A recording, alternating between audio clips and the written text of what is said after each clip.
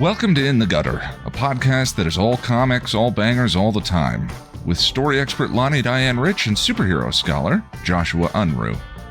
One of the hosts has read almost no superhero comics, and the other has read almost all of them. We'll let you sort out which is which. And now, In the Gutter. I was dying, right? So then I start sleeping, and I woke up in the morning. I wake up every morning at 6 o'clock. I am telling you right now, I do not go to bed early enough that when I wake up at 5:30, 6 o'clock, I've gotten 7 to 7.5 hours. I'm trying, but that means I'm crawling into bed at 9 o'clock like my grandmother. And I have issues with that. So I'm looking at options here because I really like getting up at 6 in the morning, bolting out of bed and everything. But if I'm going to try to do the biphasic sleep where you sleep twice a day. Basically, you do the nighttime sleep and then you wake up for a little while and then you nap in the afternoon. Yeah. And if I can get cumulative 7.5 hours a day, I think that might make a difference. But right now, because I've been so bad for so long, if I get up at 6 o'clock, I'm no, your ass is going back to sleep. And I would just go back to sleep. And then, whatever it is, it is. You and I are far too similar. And if the biphasic with your schedule works now, that's never, or at least not for a while, going to be a thing I can think about. And I'm also I can't go to bed at 9. I'm an adult.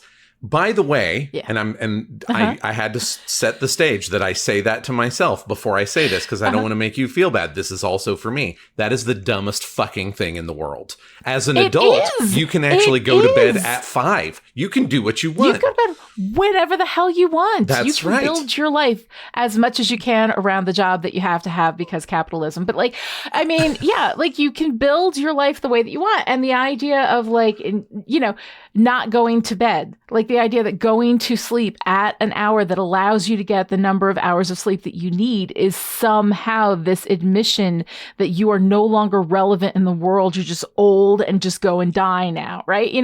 It's ridiculous, stupid bullshit, and yet it's all in my head. So while we're talking about ridiculous, stupid bullshit, I think we should start talking about this week's issue.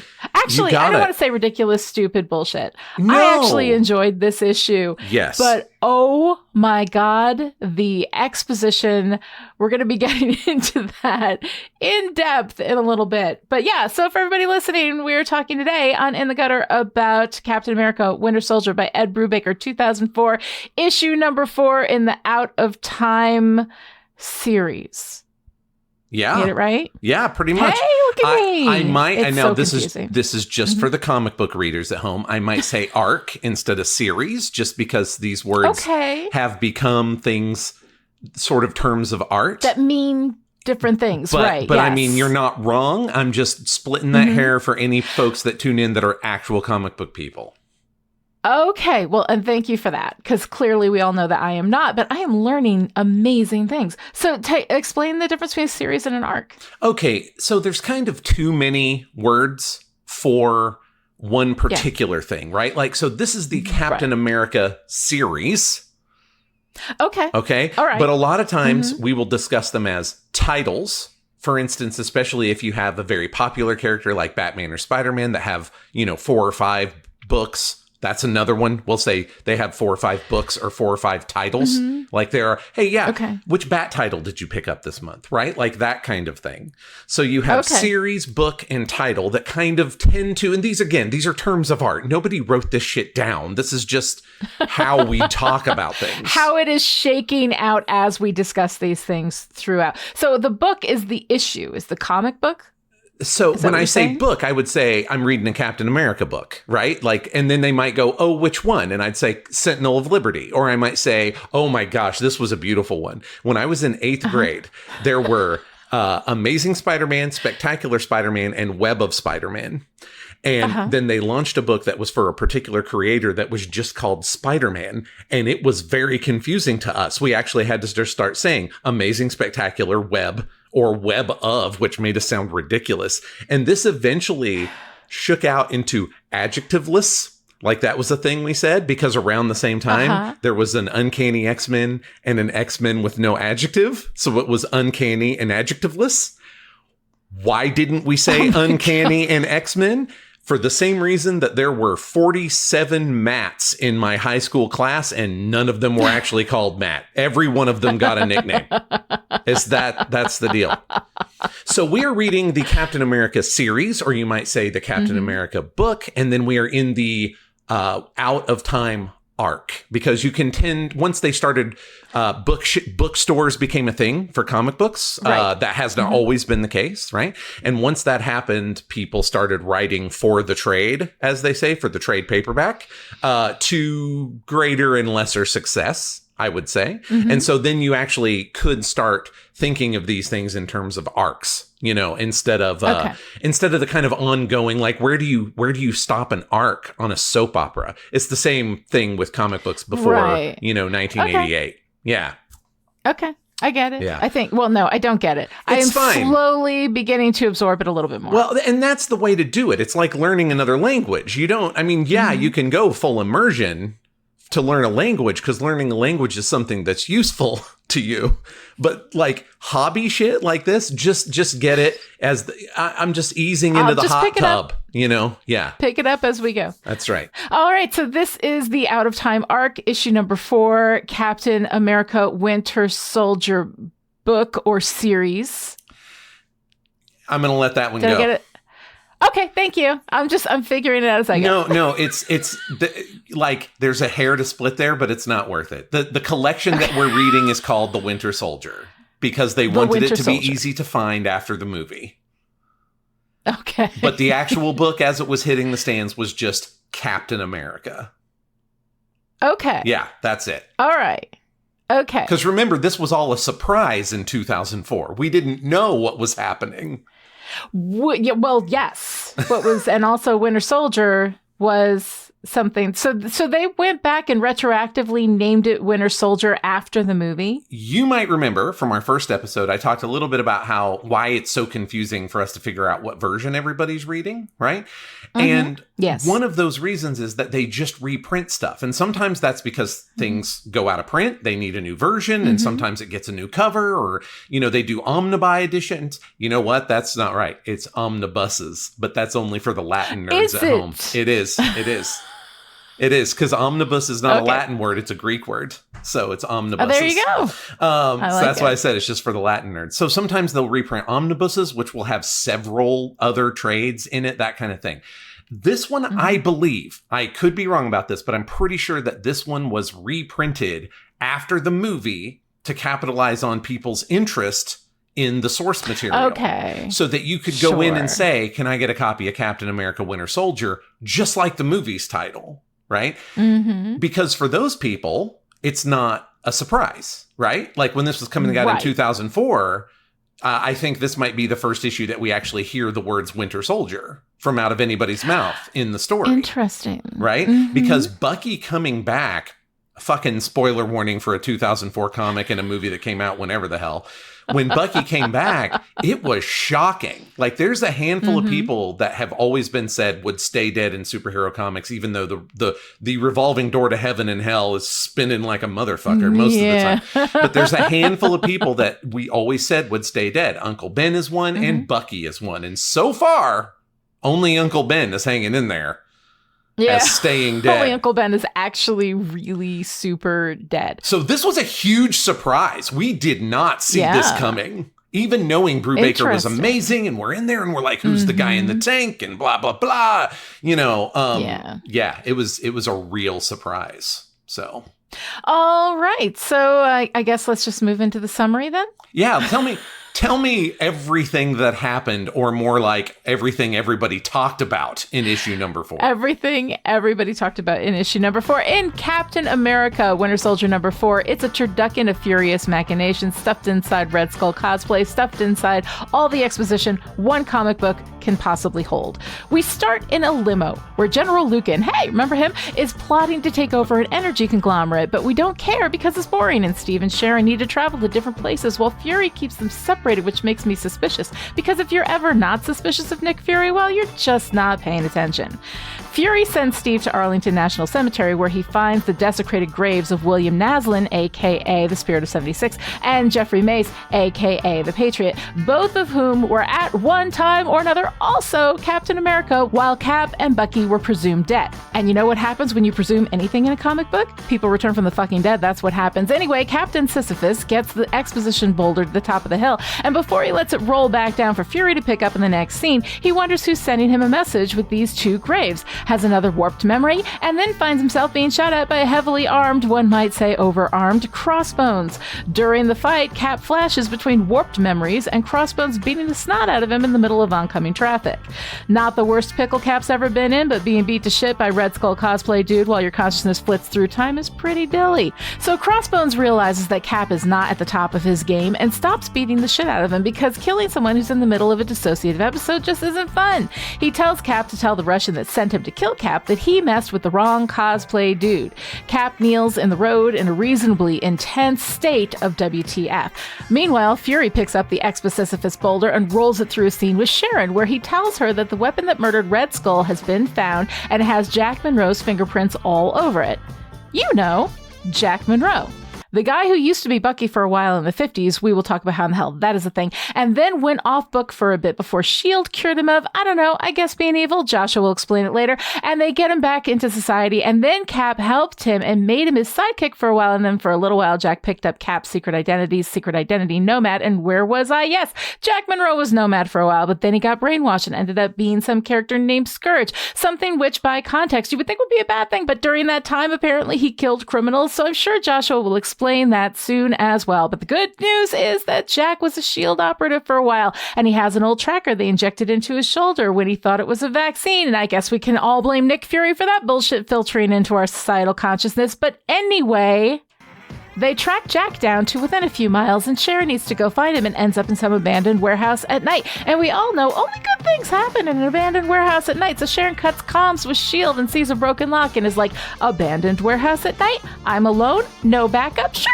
okay. And she goes in and pokes around until Jack Monroe's dead body falls on her and some asshole steps out of the shadows and clocks her across the face, knocking her unconscious. But if it came down to that or pushing that damn exposition boulder back up the hill, I'm not sure she would have chosen differently. It is remarkable how little actually happens in this issue, and still, that's a lot. That's a lot, and it's almost all exposition, aside from, from Cap getting beat to shit by Crossbones. Now, here's the thing. You and I have come to kind of a space here with Crossbones where all I see is Red Skull cosplay dude. And you have some respect for Crossbones, which I'm sure comes from something absolutely legitimate. My question for you is that extra textual to this arc, or am I going to see something from Crossbones in this arc that makes me actually respect him? Well, I mean, I will point out to you that he just beat the living shit out of the Sentinel of Liberty right in the middle of a highway. Yeah, while doing this for Red Skull. Like, it's just the Red Skull, worship. Yes. Like, it's weird. Like, it's weird. And yes, he beat the shit out of Cap in the middle of traffic, but Cap was also having a dissociative episode. Now, I do respect that it's, that he has some respect for himself in that he's like, I am not going to beat the hell out of you when you can't fight back. So there's something to that. But so far, all I see is a guy in desperate need of a lot of therapy, which granted, can describe most of us, but... Well, look, okay, 2 quick points. First of all, the Red Skull worship. I mean, let's remember, both in fiction and in the real world, that fascism is essentially a bunch of demagoguery and cults of personality, so... And yeah. Red Skull learned at the knee of, one of the best of those assholes. So, the fact that he gets one dude who used to just be like random faceless merc guy and gives him, an outfit, a name, and the ability to kick shit out of various Captains America over the years. And as we know, there have been a lot. There's been a few. And so that's not nothing. Secondly, yes, You rightly point out that this particular time that he's kicking the piss out of Captain America, Cap's not at the top of his game. But Crossbones is not an idiot. He didn't show up there to get his ass kicked. He showed up because he thought there was a better than average chance he'd win that fight. Well, then why does he leave? Well, we'll get to that in my favorite part, actually. Okay, interesting. Well, we'll get to that when we get to that. But overall response to this issue, Josh, what'd you think? I'm really in a tough spot. There is so much exposition in this book, just so much in this issue. And a couple of 6 awesome things happen, right? Like, I really like the Crossbones fight. Fury is not doing a lot, but he's keeping secrets, obviously. Like, there's some stuff going on. And it's actually still a pretty readable issue, even though it, you know what I think I call it in the notes? It's an elevated slog. It is. You know what? I think that's actually a really good description of this issue. Like, exposition is a necessary evil. Anybody who's a writer knows that there is information that you do need to get across to your readers so that they understand the context of everything that you're doing. So, like, I get it. I typically prefer a lighter hand with the exposition in this. And I'm not sure if that page, well, although I do have to say, like, that whole thing that I went on, you know, in the summary about Jack Monroe and who he is, and he was Nomad and he was Scourge and he was this and he was that, like, everything, all of the information that I said in that paragraph, they get across in, I don't know how they do it. It's fucking wizardry. They get it across in a couple of panels on one page. And yes, it is very heavy. This is a very heavy boulder to be rolling uphill. But they do it about as efficiently as I think it could possibly have been done. Yes, 100%. You know? I mean, that's what I mean by an elevated slog, is that this is still pretty readable. And the fact that it's readable and enjoyable at all is kind of a minor miracle. It is stuff that has to be done. You're absolutely right. And I'll tell you, I will tell you that once upon a time, they never exposited shit. Oh, you needed to know something from 15 years ago? There'd be a little box in the corner that would be like, check out issue 474 of Exposition Man, Smilin' Stan. And that was it. And was it efficient? It was efficient as fuck. Was it helpful unless you had like back issue bins to go to? Unless you had that issue handy. Yeah, that is, it's kind of amazing. And I don't know, like, we'll find out as we go how all of that exposition for Jack Monroe is absolutely necessary, because it seems a little fan servicey to me. But that said, I mean, that all of that in a couple of panels, it was the most efficient exposition I've ever seen. And for that alone, I think I've got to give it up to this issue. Yes, like, all of that exposition is very difficult to carry. Steve's exposition is forever. Fury lays the shit down in that page, and it's impressive. Cap's stuff at least has the benefit of some flashbacks. So he's talking over flashbacks. Fury and Sharon are just doing like the most Sorkin-y of Sorkin walk and talks back and forth on this thing.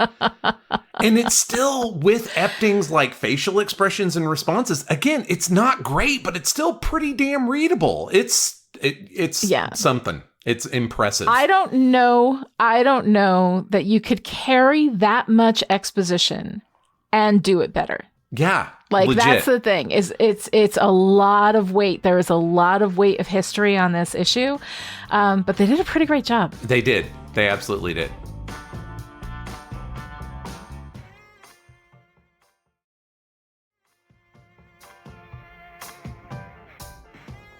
Now that I am entirely certain, 90% certain, maybe 85% certain, what is cover art and what is not. I see is... Spoiler, you got this one. You got it. Yay! Oh, yay for me. All right. We have an image of Cap in full Cap regalia, his head down, clutching his shield in a way that is it's slightly reminiscent of the way teenage boys used to carry their books in middle school. I'm just saying, in front of a grave in what appears to be a military cemetery. The colors are really dark and muted. The sky is gray. Cap's head is lowered. It's a somber image, but it is beautifully done and so expressive. I really do like this cover. Yeah, it's kind of an interesting sort of non-cover, like hearkening back to the first one in a way. Right. Mm-hmm. It's at least tied to something going on in the issue, but really it's a pretty small part of the issue because, again, there's so much exposition. Yes. I think, and I'm just to illuminate this a little bit more, and I am not a military person, but just I think what they're doing is that Captain America's doing like a variation, like a modified parade rest. Normally, parade rest is hands behind your back, but most people don't have a big fuck off shield that they have to take care of. True. And it's kind of the like it's not fully at ease. It's a middle space, like the kind of thing that you would do if you were going to be at a funeral for a while, you know? So you're not at attention the entire time, but you are not at ease. You are in this kind of parade rest kind of thing. So I think that this is as essentially respectful, you know, a stance as we can expect from one soldier to fallen soldiers and really specific fallen soldiers, right? Like not just, you know, my brother Marine or my brother infantryman. Like this is very much the sort of rarefied crop of people who have worn a Captain America outfit. There's not there. I made a joke earlier. There are a few, but there's not dozens, you know, so. Yeah. Yeah. No, and now, like, I think in the am I the asshole question, I am the asshole for making a boner joke out of that. But I do appreciate the illumination. Look, you're not an asshole because you're on the right track, if only because, and I know this, not only because I once was a middle school boy, but also because I have had multiple choir directors and an entire priest tell me not to stand in fig leaf. So you've got a point, is what I'm saying. All right. Okay. So when it comes to the interior art, we've talked a little bit about how like the facial expressions and all this kind of stuff, but it's, you know, it kind of becomes the same thing every week because we're like the interior art is great and it continues to be great for a lot of the same reasons that we've kind of already discussed. Yeah, I at the risk of just like plugging one of my other podcasts, this is why my friend and co-host Caleb Masters and I, when we started covering Batman the Animated Series, we decided we weren't doing every episode. And it wasn't because they aren't good. It's because almost all of them are good. So you just would have a whole bunch of us going, yeah, it's another banger of an episode, not really anything specific. Like when your C material is everybody else's A material, it gets incredibly difficult to discuss it. I've run into this with the Usagi Yojimbo comic book series that is just so consistently good because it's one man, one writer, one artist. He's been doing it for 30 years. And it's, you know, are there some bad spots? Of course, there always are. But I mean, if you tried to do this issue by issue or like BTAS episode by episode, it'd be boring as shit. It really would. Yeah. And so this is another one of those where it's like, here's Eptoning the hell out of things. Good job, fella. You know. Yeah. Great work. Looks awesome. So yeah, it does make it a little bit difficult to talk about in detail because there is so much stuff that is just a repetition of stuff we've said before. So I think on interior art, you know, when there is something that specifically stands out for us to discuss, we'll bring that in. But most of the time it's just going to be, Epton's amazing. So let's go ahead and get into our story response. Lucan. Okay. I have to say, welcome back. I love what's happening. For a villain, I really like this guy. You know, are you going to play nursemaid all day or are you going to help me take over an energy conglomerate? So now we know what he wants. It's something fucking boring, right? Like every energy conglomerate, they fell asleep by the time he was done with the first syllable on that. I mean, depending on his intent, like, yes, this could cause big disasters, but it's something that feels evil, but also reasonable, also just standard capitalist, which is interesting coming from like a Russian, right? You know, especially of that time frame, you know. And I guess like I'm just tired of crazy-eyed, evil for evil's sake kind of bad guys. This guy does not seem that interested in evil. He's just not particularly bothered by it. And once again, and I love this, he's flashed in front of us. Easy to forget, boring little scene, like, you know, executed nicely, but also I had to read it 3 times because I kept drifting off, like my, you know, focus kept drifting off, you know. And then it's so easy to forget. And this is what I love is that, you know, Brubaker is coming in and dangling Lucan in front of us and being like, yes, still here. And then in a page, even I, who is looking for Lucan and interested in Lucan and knows that Lucan is going to be amazing, like I fucking know it, right? I forget about him by the next page, because then all of a sudden you're hit in the face with Cap and Crossbones and Fury and Sharon and all of this stuff going on, you know? Kind of amazing. I'm really excited about it. I will push back on the boringness only gently, in that you may not have noticed, but you maybe should have, what energy conglomerate he's talking about taking over. That's Roxxon Energy Corp. Right. He's parking in front of, which you do have some frame of reference we for. We have some history with that, right? From Especially Peggy Iron Carter. Man 3, I believe, was big with Roxxon, right? It was all over the, at least the second season of Peggy Carter. And it kept cropping up off and on through Agents of S.H.I.E.L.D. also. Yes. Of course, it's been mentioned. It was I think a Roxxon like drilling platform was kind of the big set piece for Iron Man 3 at the end, you know. So they're around. They're not good people. Right. You know. But which leads me to the other thing. I think you're right about Lucan. I can, because I've read this before, I can also tell you, yes, we are doing some juxtaposition of your mustache twirly supervillain stuff and what is a real banality of evil, right? Like, he's just, honestly, right here, you're seeing it. He's a rich asshole willing to kill to get what he wants. And honestly, that's every rich asshole. Like, he's just Bezos or Musk with a smidge more ambition and style, but only a smidge at this point. Well, and, you know, and we don't know what Bezos and Musk are doing, you know, in their off time. But the bottom line is, you know, he does have a very like super villain kind of feel without that I am just evil because I love evil and evil loves me. Like, it's, you know, it's a nice kind of switch, at least for me, again, because I haven't read that many superhero comics, but we've gone through the MCU. And one of my complaints was that we have, you know, evil, like Ronan the Destroyer, or is that what he was? The Destroyer in He was an accuser. Guardians? He's the supreme accuser. I kept calling him the Destroyer. He deserves He is better. an accuser. Either way, so does Lee Pace. Either way, boring. So I'm really enjoying this, and I love the way it's being dangled in front of us in these muted tones. We're not going to grab anybody's attention with Lucan. Lucan is like lying pretty low. We know, of course, you know, when Crossbones says there's a Russian that hired me, I am living under the presumption that was Lucan who set Crossbones after Cap. But I don't know. We'll find out. So I want to actually contrast Lucan with most of the MCU villains, because they do, by and large, fall into two camps, and one of them is we're just evil and no one has given us any reason to be evil, you know.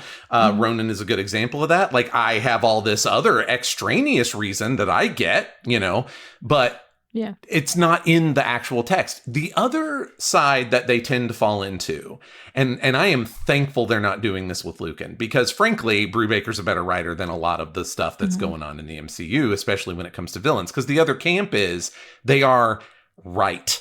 They are incredibly correct. And right about the time that we go, wait a minute, they're making some good points, they all say, shoot the hostages for no fucking reason. Well, and, you know, here we've got, you know, this idea of the bad guy who is absolutely right, but maybe willing to go a little bit too far to, like, pursue the good or whatever it is that they're doing. How does Nick Fury fit into this space? Because I got to tell you, I don't trust this guy. You know, I don't, like, you know that he is deliberately separating Sharon and Cap for reasons. I don't know what they are. We're not supposed to trust Fury. Like, I feel like that is in the text, right? Are we being told not to trust him? This is really complicated. I mean, honestly, it's honestly complicated, especially, like, I will say for me personally, because, this is not trustworthy behavior. But at the same time, Fury has been, since the 60s, sort of this mainstay, you know, he coordinates the heroes when it's a huge deal. You know, he gets them places with S.H.I.E.L.D. planes, you know. There's all this, like, Fury helps out, but he's also a spy master, which by definition means you can't trust a thing that he says or does. And the hard part for me is that I've been reading comics my whole life. And before that, I was a big fan. I'm still a big fan of Spy-Fi. And in the 60s, we didn't question this. Like, spies were good guys. And so here I am personally sitting at the crossroads of, I love genre fiction that's all about cops, from beat cops on up to global cops, but also ACAB. Like, here I sit in the middle space. Right. And so I don't think you're not making anything up. He's clearly not to be trusted, but like, how mistrustful you should be, I got to say your mileage will vary. Well, I mean, because he always ends up, you know, like as we've seen in the movies, and I think probably in the comic books, is he always ends up, it's like the ultimate good. But what separates him from the villains who are right and who are pursuing something that's right, but go a little bit too far, feels to me like both a moving and a very thin line. The least trustworthy person in the world is the person who is willing to do absolutely awful things for the broader good. You know, that is and that's Fury all the time. Let's remember that at the beginning of the movie, Captain America, the Winter Soldier, he thought a bunch of heavily armed shield helicarriers with a massive database of problematic people was a good idea. Like, the only difference between him and Hydra at that point, the only difference is that Hydra was going to kill them before they did something bad, and he was going to kill them after they did something bad. Right. This is not as huge a difference as we would like to pretend, in my opinion. So yeah, it's just, he's not, the more I read these, the less S.H.I.E.L.D. is a good organization, the less Fury is a good person. And I mentioned the Ultimate Universe. There's not a lot of great ideas running around the Ultimate Universe as a whole, but the fact that they literally had the Ultimate version of Nick Fury informing Spider-Man, who's 15, that he is illegal to exist and will basically become the property of the United States government when he turns 18, or go to prison. It's like on the label, not a good dude. Right? From jump. Yeah. I prefer that lack of ambiguity. Like, he's a bad guy we have to work with, but that's not the 616. And the 616, it's really like, who's writing it? How are you feeling about it? Right. Yeah. No, it seems like a little bit like there is a vagueness there that makes you feel like mildly narrative gaslit. Narrative gaslighting, for anybody who's unfamiliar with the term, since I'm the one who made it up, is basically when a text is presenting you behavior or something that is not okay, but within the text, it does seem like everybody within the world thinks that it's fine. Yeah. That kind of thing. So it is a little bit narrative gaslighting. But the big discussion, the discussion that I am so excited to have today is to find out what the fuck with Jack Monroe. He used to be Bucky. Like, how can he be Bucky? Bucky is not an identity. The Winter Soldier is an identity. Cap is an identity. But like, how can he be Bucky? So I'm going to put a pin in Jack Monroe for our sanity, because there's an entire issue devoted to him and his backstory, and a little bit of spoiler, mostly from his point of view, right?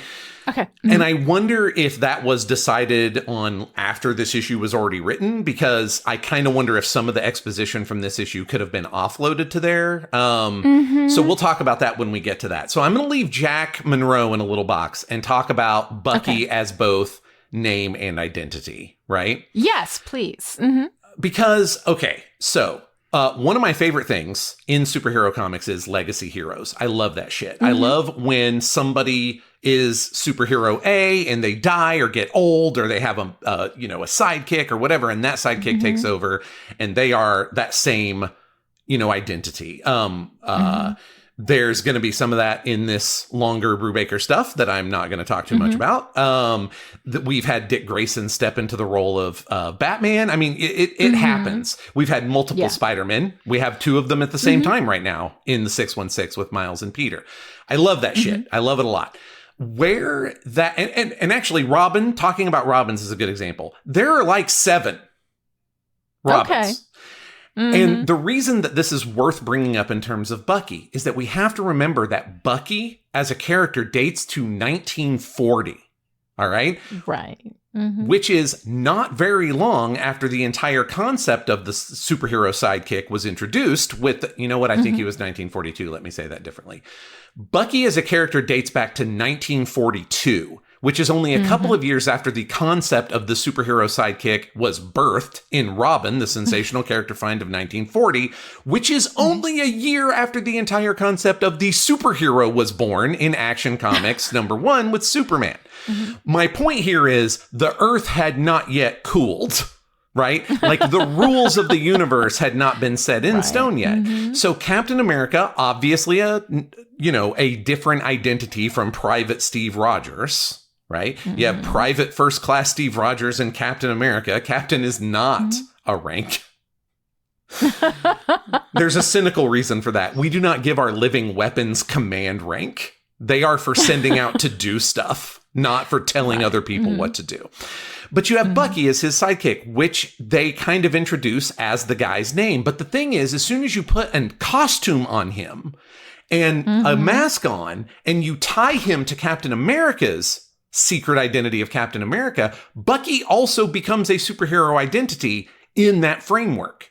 So when Cap and Bucky go in the ice, when they are presumed dead, and we talk a little bit about that in this issue, and FDR is like, yeah, but the war's not over yet, gang. We don't want to lose morale. Yeah. Captain America and Bucky are dead. We just put somebody else back in there in their outfits and call them Captain America and Bucky. Now, there's clearly also a separation between like Bucky and Robin, partly because Captain America goes away for like 20 years, like in the real world. And when he comes back, Marvel's trying to be the grown-up superheroes who think that it makes more sense to put teenagers in costumes and let them be their own heroes rather than make them sidekicks. So Cap comes back, but Bucky, as a sidekick, does not really. So the identity of Bucky exists as both a singular person, Robert Buchanan Barnes, and a costumed identity, Bucky, which just happens to be the nickname of Robert Buchanan Barnes. Okay. I'm fine with that. Question. Yeah. Captain America, which is a secret identity, had a secret identity that is Nomad. What is that? All right. Oh, man. Okay. So how Steve becomes Nomad. Just let me... It's going to be a little bit like the recap. Just let me run through it, and then we'll talk about it. All right. So, Steve is in the midst of dealing with the Secret Empire, okay? They are basically an organized crime subsidiary of Hydra. Like, Hydra's full-time terrorism, and this is how they keep their hands, like, in organized crime, mafia-type stuff. Right. It's kind of fun in that it's sort of like COINTELPRO in reverse. Like the FBI teamed up with organized crime to stop Nazi saboteurs during the war. That actually happened. And this is like that, but the other way around. Okay. So Cap is dealing with the Secret Empire, which is largely rich assholes in hoods. Oh, so prescient, honestly.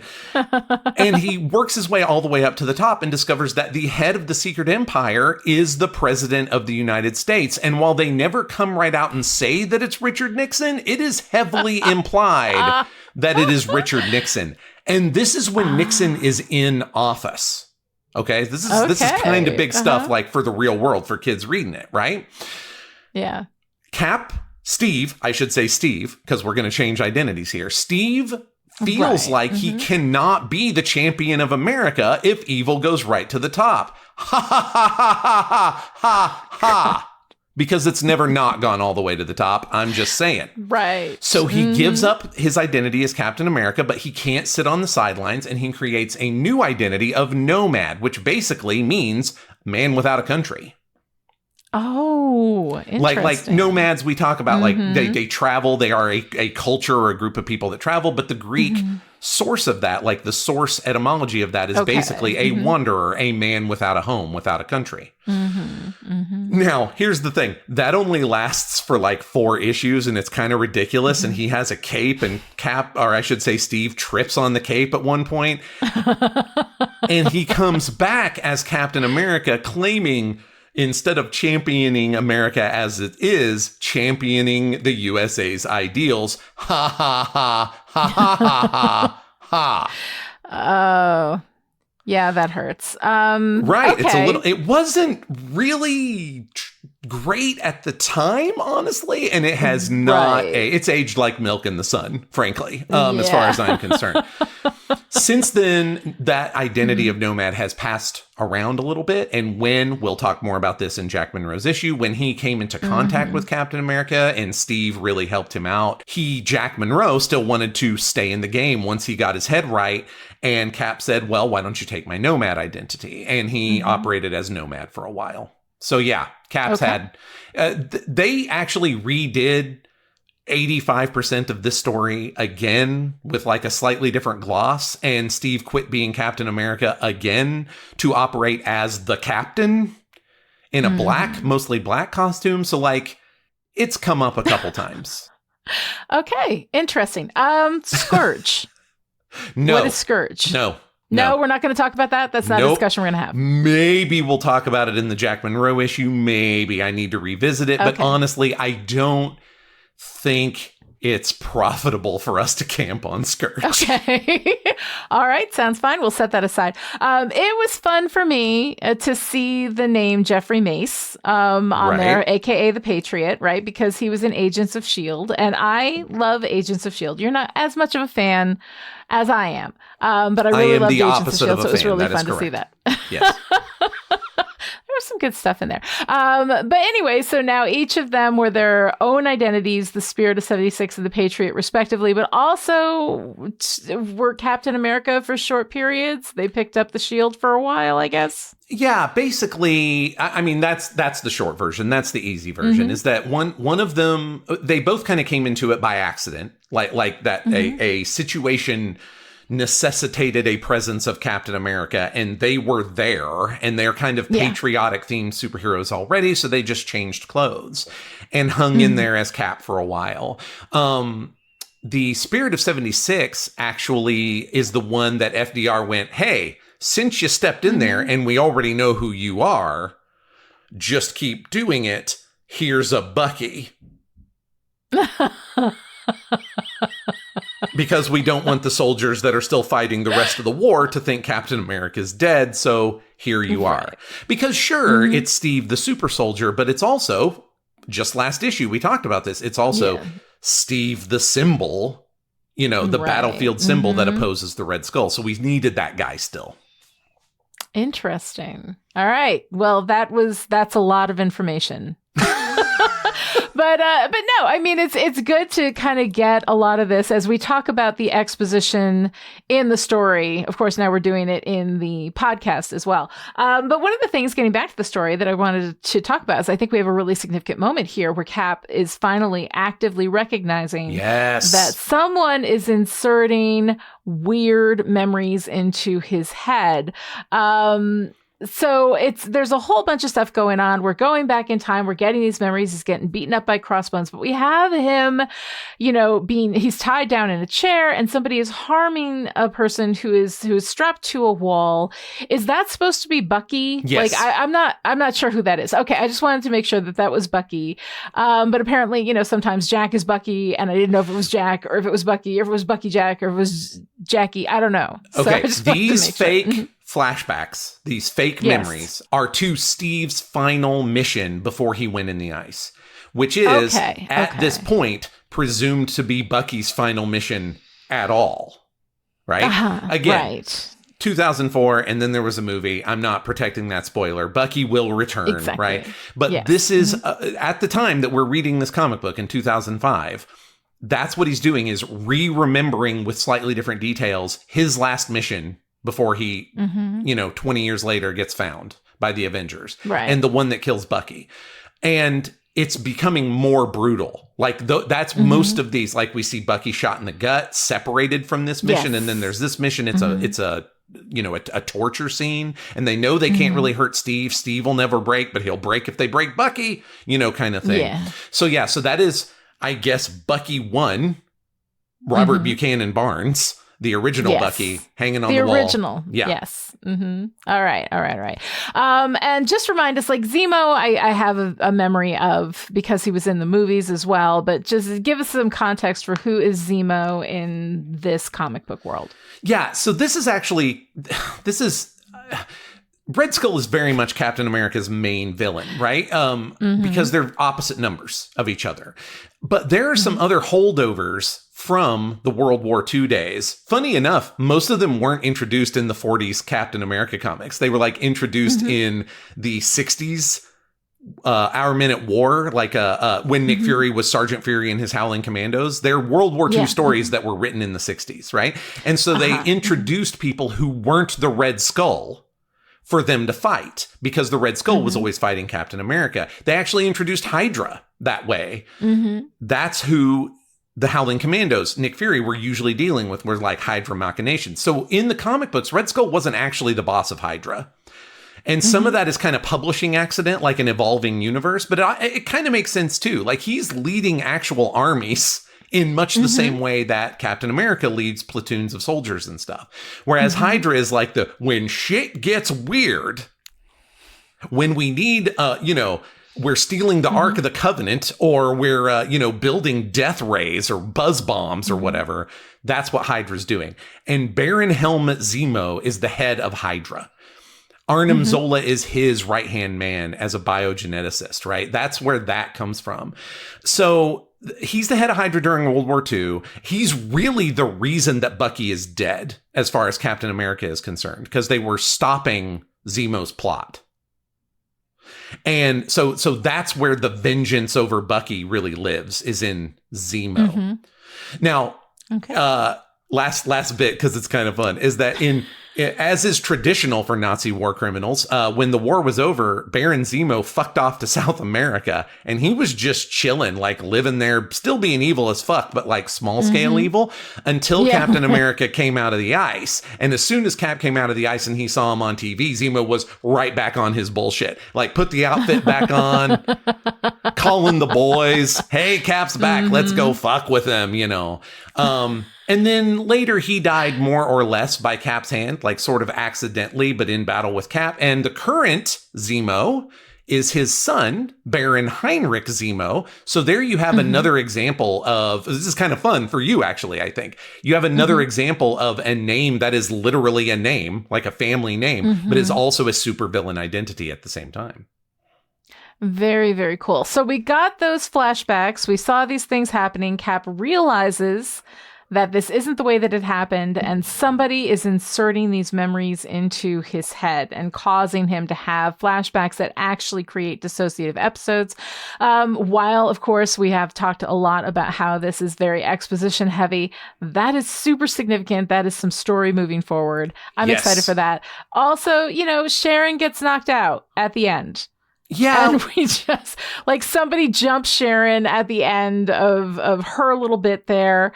So yeah, why did she turn off Shield's comms? Why do you go into a dark alley and an abandoned warehouse? I understand why you might have missed this in the 2 pages of exposition, but remember, this is such a sketchy fucking deal that Fury doesn't want anyone else to know until they've pinned it down. So she's the only one that he can trust to go run this down. And so that's why she's running solo. And honestly, Agent 13 tends to run solo or in tandem with a superhero, usually Captain America. So it's not that weird. Okay. All right. Yeah. Well, yeah. And then we're left on that kind of cliffhanger space of what's going to happen to Sharon. Can I throw out, like, this is an example of, like, again, Brubaker doing sort of classic comic book storytelling stuff in a modern way. They used to, when they all ran like soap operas, there'd be like an A plot, a B plot, and a C plot, right? And then when the A plot was resolved, the B plot became the A plot, and the C moved to B, and we introduced a new C. This was how it went over and over and over. And I really feel like this is Sharon being the B plot. Like, this is going to be the A plot. It's going to impact the A plot.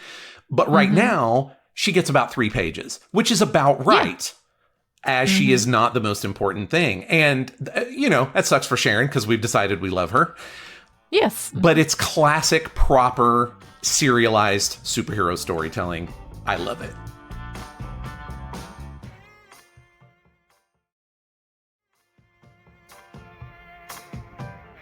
Okay, so here we are, right at the end of what was a, like an exposition issue, but done as well as it could have been done. Let's go ahead and start with our favorite parts in the art. What was your favorite piece of art in this? I can actually narrow it down to one panel, and it's very topical to the title of this podcast. So my favorite art moment is Crossbones walking down the street, just firing guns at the camera, because we're in Cap's point of view. Captain America's motorcycle is flipped up over his head behind him. Yep. He doesn't give a fuck, because that's Cap's motorcycle. He's here to kill Cap. We never see the motorcycle land and explode. But we've seen action movies. We know that shit is going to happen. And you know where it happened? It happened in the gutter, friends. I love that. That's exactly it, right? The gutter is like the space where we put all the pieces together, and we finish kind of constructing the bits and pieces of this story ourselves. It is such all reading is active, but there is something, and that's what I love about the gutter space in these comics, is that so much happens there that you don't really think about, but that we are actually helping construct the rest of that story along with the writer, which is kind of amazing. I'm at the same page. Steve and Crossbones are fighting. We flash back and forth from panel to panel. It's completely chaotic, but punctuated by these perfectly identically sized panels clicking reliably like seconds on a clock. And I love the juxtaposition of chaos and order on those pages, giving me the sense that what's happening here is exactly what someone intends to happen. And that's the sense that I get from that. I could be wrong, but like I'm feeling like there is chaos, but this is planned chaos. Yeah, it's definitely you're correct. I want to say no more as we get. We'll talk more about the orchestration of all this soon. When we get to that part. Well, this is just as someone who doesn't know what's going to happen. That's what I'm seeing there, and you don't have to tell me if I'm right. What was your favorite part of the story? Okay, I'm double dipping a little bit, but this is where we were talking about like the difference between low rent hoods and actual supervillains, even supervillains that are just muscle. Right? Like Crossbones is not a world beater by any stretch. He's not a Red Skull, kind of character, but he's still clearly a supervillain. And this is an example of when you see those, sometimes subtle, in this instance, not that subtle, I think. Right. So Crossbones is in the middle of murdering Captain America and could go ahead and do it. He could go ahead and do it. There is nothing stopping him except for the fact that he decides that's bullshit. Like, you're clearly not here. Your head's not in the game. This would be a win, but it wouldn't. And everybody else would be like the man that killed Captain America. But in his head, there'd always be an asterisk when Cap was disassociating or not on his game or whatever. Right. And for me, that's that proper supervillain shit. You got a one-time mercenary in a skull luchador mask.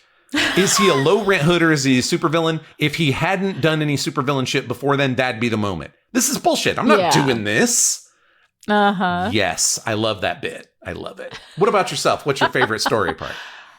I have to say, it's the boring Lucan shit in the opening. It's just there to keep him present enough that we know the seeds are being planted, but not so present that we won't completely forget about him when Crossbones comes on the page, just blowing shit up, right? It's so, for me as a writer and to see a writer do that and to have that confidence and to be like, I'm going to bore the shit out of you for exactly one page and you're going to forget all about this. But later on, when this becomes relevant, you're going to be like, yes, it was there. I love all of that. I think that shows such a command of the craft. And it makes me feel like, I really comfortable just letting Brubaker lead me through this. Like I completely trust him at this point that he knows what he's doing. And that is such a fun space for me to be in. So I love that. That's a huge part of All Bangers All the Time. The ethos of this podcast, right? Is that we're not reading things that are brand new as they come out, that we don't know if we can trust that they're going to stick the landing. I am only bringing stuff that I know is going to land for our enjoyment. So we cannot worry about that and just really appreciate that craft. It is super fun. All right, we'll be back next week with Captain America Winter Soldier number 5, in which we go back in time and all the way to Mother Russia to start to understand why Lucan is so pissed off. Also, the invaders. Yay. Yeah, I'm not touching that. I'll tell you next issue. I love it when Joshua writes the summary for me of an issue that I have not read. And so I'm like, okay, here we go.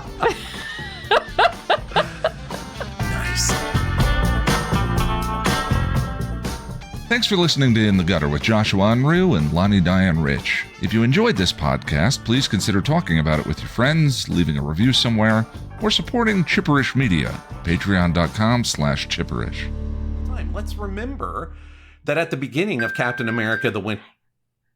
You okay? I'm very, very sorry. No. Yeah, I was here trying to silence my phone because it keeps like buzzing at me, even though I turned on the do not disturb, whatever. And then I accidentally rang it. I hit the ring button. So I'm very, very sorry. Pick up wherever you're comfortable. So sorry, Jack. This is just becoming a mess to edit. I may edit this just to save him. Yeah.